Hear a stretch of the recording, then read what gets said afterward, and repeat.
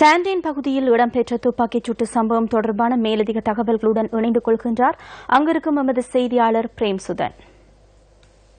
இன்று காலை 4:30 மணி முதல் 6:30 மணி வரை பாரிஸ் ஸ்டாட் பிரான்சுக்கு அருகாமையில் இருக்கின்ற சந்துனி என்ற இடத்திலே துப்பாக்கிச் சூட்டு சத்தங்கள் கேட்டிருக்கின்றன.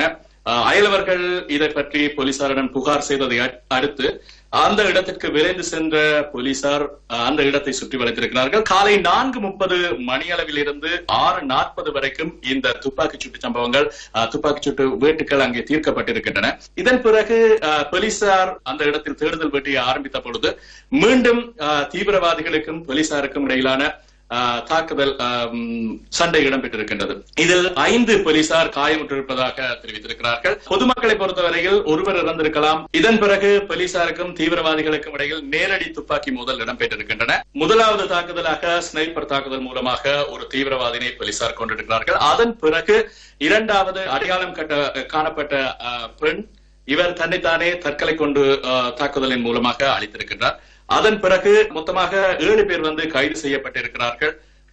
இன்னும் விசாரணை முடுக்கிவிடப்பட்டிருக்கின்றது. தற்பொழுது பிரான்சை பொறுத்தவரையில் பாரிஸை சுற்றியுள்ள பகுதிகளிலும் போலீசார் மிகவும் அதிகமாக குவிக்கப்பட்டிருக்கிறார்கள். நிலைமை சாதாரணமாக மாறி இருக்கின்றது. மக்களிடையே அச்சம் காணப்பட்டாலும் தங்களுடைய வேலைகளுக்கு அவர்கள் சென்று வருவதை காணக்கூடியதாக இருக்கின்றது. நியூஸ் பிளஸ் செய்திகளுக்காக பாரிஸில் இருந்து பிரேம்சுதன்.